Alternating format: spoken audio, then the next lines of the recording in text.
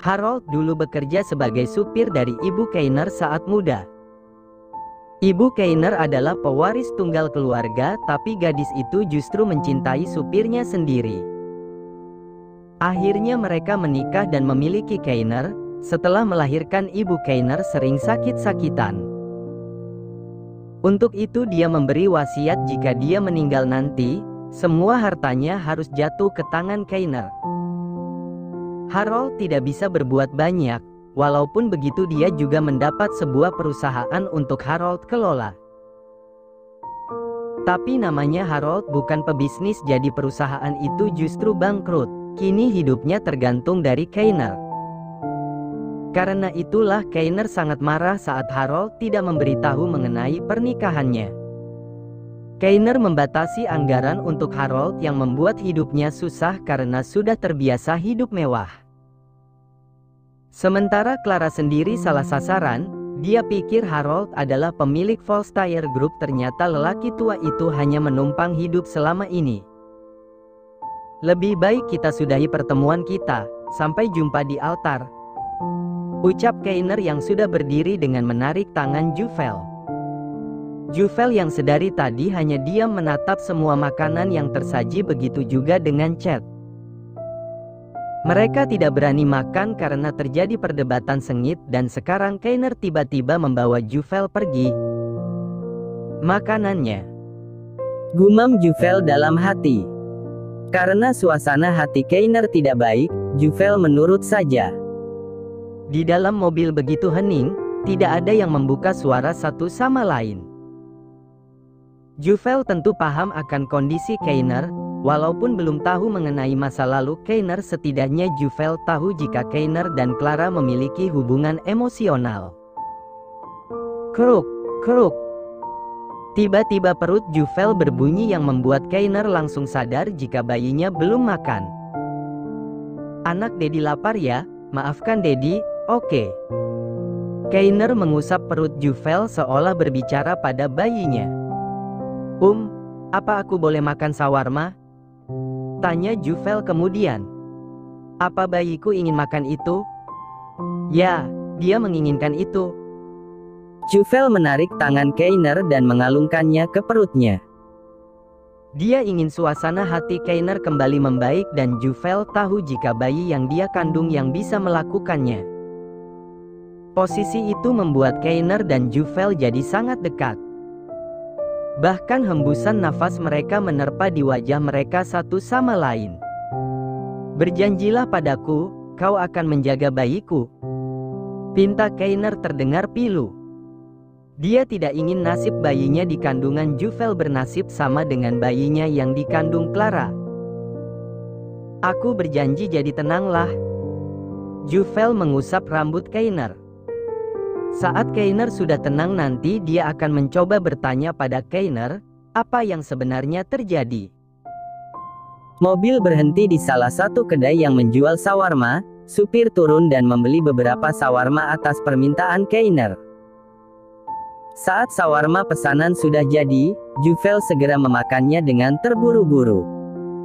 Dia sangat lapar, hamil membuatnya cepat kelaparan.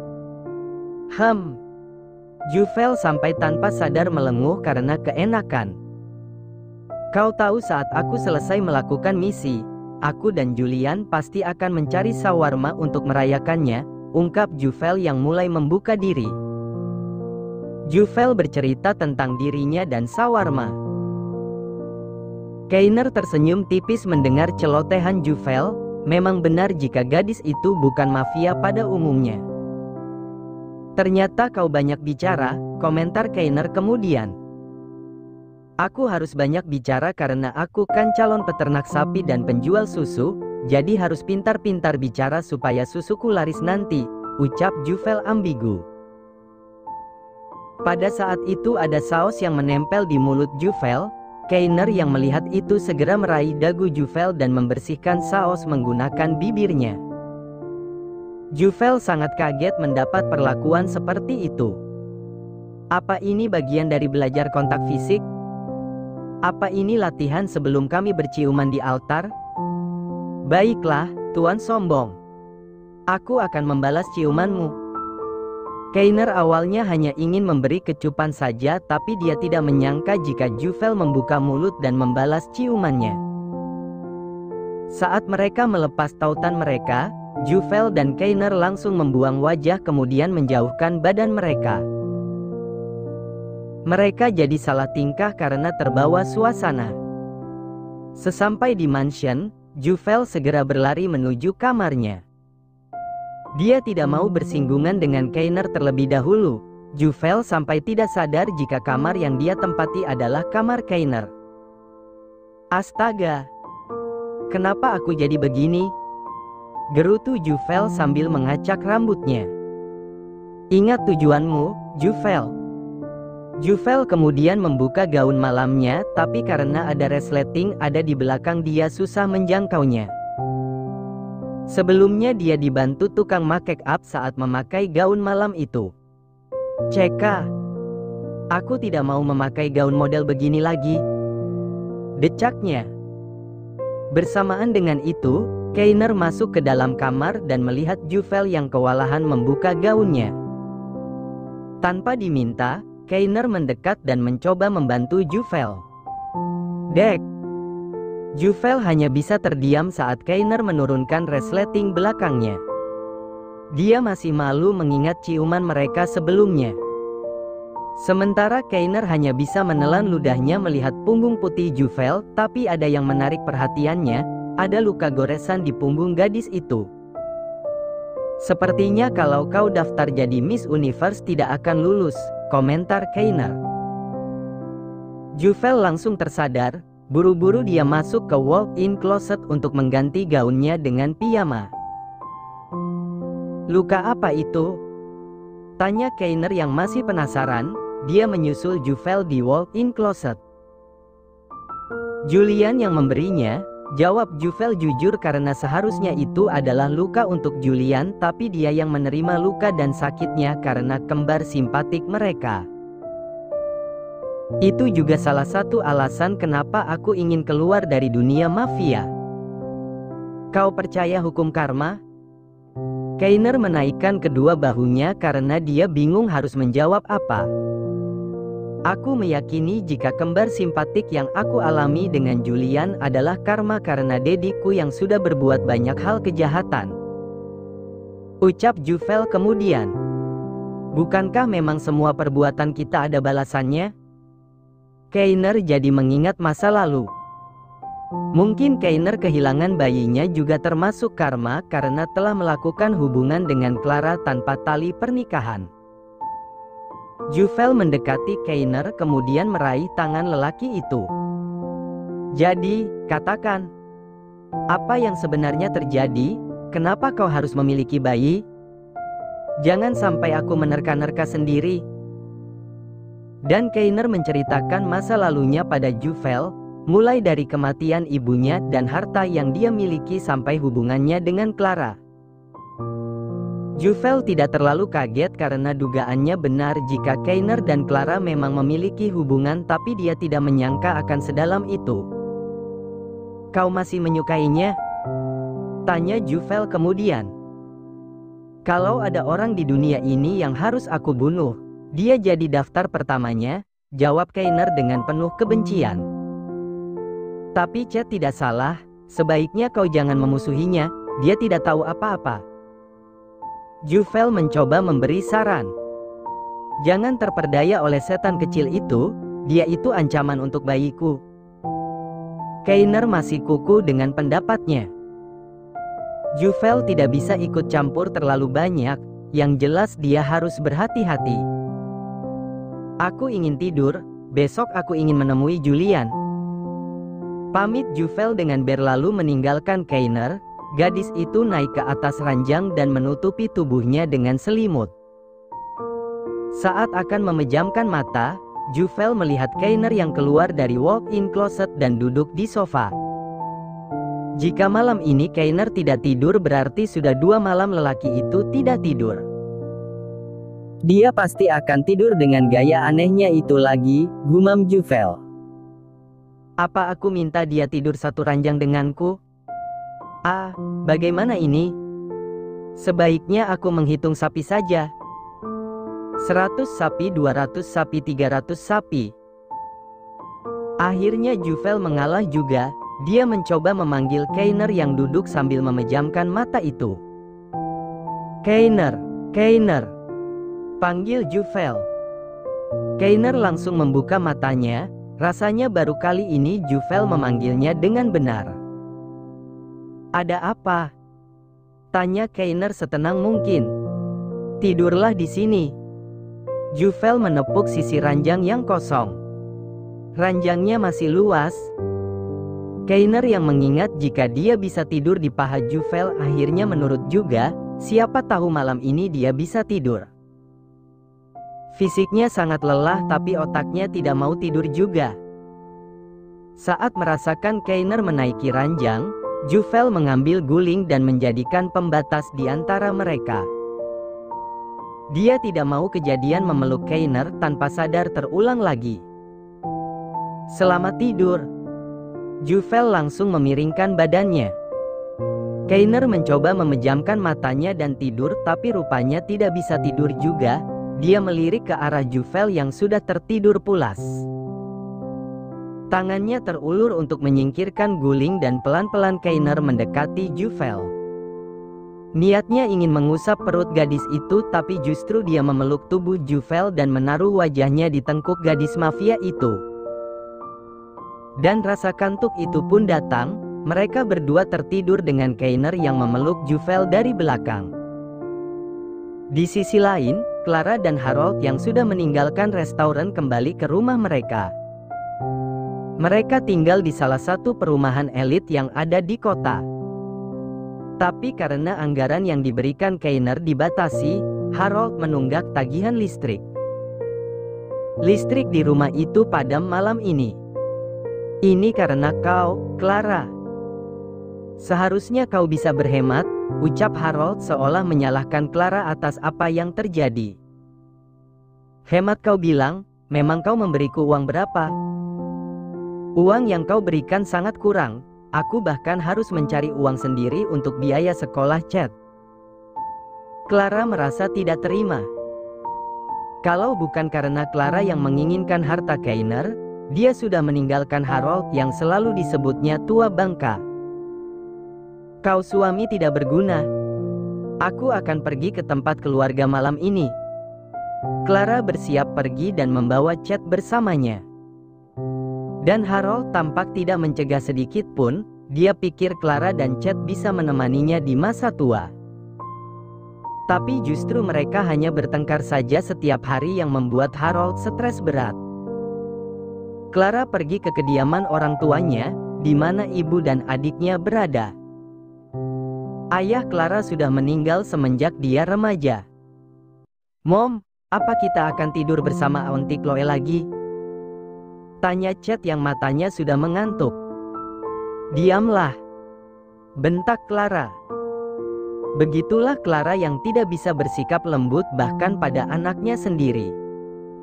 Chad sudah terbiasa mendapat bentakan seperti itu, bahkan terkadang Clara tidak segan memukulinya untuk jadi pelampiasan. Chad selalu berharap Keiner akan membawanya pergi tapi Keiner sangat membencinya. Kalian datang lagi, tegur Chloe saat membuka pintu. Kau pasti berkelahi lagi. Clara enggan menanggapi, dia masuk dan meminta Chad untuk masuk ke kamar yang sering mereka tempati jika berkunjung. Besok sekolah jadi cepatlah tidur, perintah Clara. Apa aku bisa mendapatkan susu sebelum tidur? Tanya Chad yang merasa lapar karena saat di restoran sebelumnya dia hanya memakan sedikit. Clara dan Harold buru-buru membawanya pergi. Tidak ada susu. Cepat tidur sana, bentak Clara. Chloe yang mendengar itu jadi tidak suka, walaupun begitu dia menyayangi keponakannya. Kau lapar, Chad? Aku punya roti, apa kau mau? Tanyanya perhatian. Mau. Jawab Chad kesenangan. Ambillah di kamarku. Hore. Bocah itu berlari untuk mencari roti sementara Chloe ikut duduk bersama kakaknya. Cobalah bersikap lembut pada chat, tuntut Chloe. Jangan menambah pusing kepalaku, ketus Clara yang tidak mau mendengar nasihat dari adiknya. Keiner akan menikah, tambahnya. Apa? Tanya Chloe tidak percaya. Kemudian dia mengingat kejadian beberapa hari lalu di wahana permainan. Aku juga ada berita terbaru. Irene menjadi simpanan lelaki tampan dan sepertinya kaya. Chloe mengingat wajah Julian yang tampan dan tubuhnya yang terdapat beberapa tato. Gaya bad boy seperti itu, aku menyukainya. Di sisi lain, seperti mayones, komentar Irene buru-buru membasuh wajahnya. Sementara Julian tertawa bahagia. Walaupun dia belum bisa menanam lobaknya, tapi setidaknya dia mendapat pelayanan khusus setiap pagi hari. Hal itu bisa mengurangi mual yang dia derita. Kau ingin jalan-jalan lagi hari ini? Tanya Julian perhatian. Sebenarnya aku ingin sesuatu, apa boleh? Tanya Irene balik. Katakanlah. Irene meremas bajunya dengan menundukkan wajah. Aku ingin belajar supaya bisa membaca dengan baik. Aku kesulitan saat tidak mengetahui ada produk baru yang masuk ke dapur. Irene mengingat kejadian kemarin saat dia kesulitan membaca komposisi dan cara memasak suatu brand makanan. Gadis itu sejak kecil memang terkurung dan tidak menempuh pendidikan. Irene belajar otodidak, tapi sampai sekarang dia belum lancar membaca. Tentu saja boleh, aku sendiri yang akan mengajarimu. Julian mengusap rambut Irene untuk menutupi rasa kasihannya. Ibu Irene meninggal saat melahirkan gadis itu. Saat Irene berusia 5 tahun, ayahnya menikah lagi supaya Irene memiliki sosok ibu, apalagi istri barunya membawa 2 anak perempuan yang bisa menjadi teman Irene.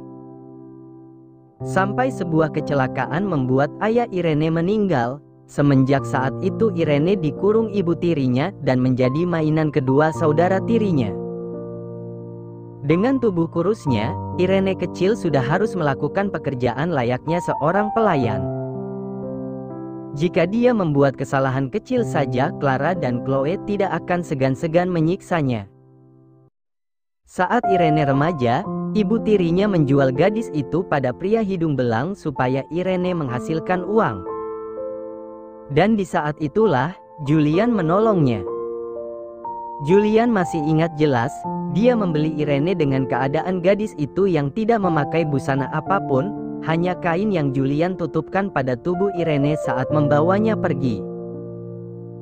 Julian memberi Irene makan dan merawatnya. Sebagai imbalan Irene harus menjadi pelayan bos mafia itu. Irene menurut yang terpenting dia bisa makan enak. Karena selama ini dia hanya memakan makanan sisa. Wah. Seperti biasa saat Julian membawa Irene pergi, gadis itu hanya fokus menatap jalanan dan saat ada sesuatu yang menarik, Irene selalu kagum dan matanya berbinar.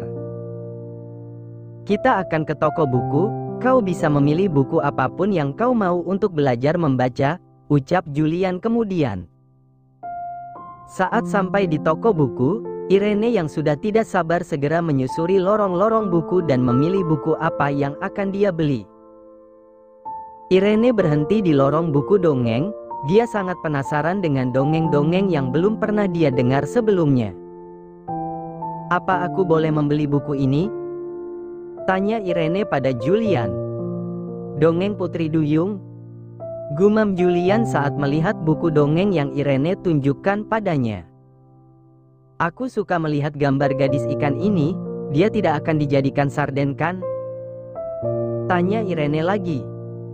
Julian tergelak mendengar pertanyaan Irene. Tentu saja tidak. Jangan beli itu saja, beli juga Cinderella, Snow White dan juga Beauty and the Beast. Banyak buku yang Julian beli tapi Irene lebih tertarik pada Putri Duyung. Dia terus merengek agar Julian menceritakan kisahnya. Jadi Putri Duyung meminta menjadi manusia demi bertemu dengan orang yang dia cintai? Tanya Irene yang mendengar sebagian kecil cerita Putri Duyung. Ya, begitulah. Kau harus membacanya sendiri. Aku akan mengajarimu dasar-dasarnya, kau hanya perlu terbiasa membaca. Irene mengusap buku dongeng Putri Duyung itu yang ada di pangkuannya. Aku ingin menjadi seperti Putri Duyung yang merubah takdir hidupnya sendiri. Aku harap Putri Duyung menemukan cinta sejatinya dan bahagia. Julian yang mengetahui akhir dari Putri Duyung itu seperti apa menjadi panik. Akhirnya tanpa sepengetahuan Irene, Julian merobek bagian ending dari buku dongeng itu. Bagian di mana Putri Duyung yang patah hati menenggelamkan diri di lautan dan menjadi buih. Hidup Putri Duyung versiku harus bahagia, gumam Julian.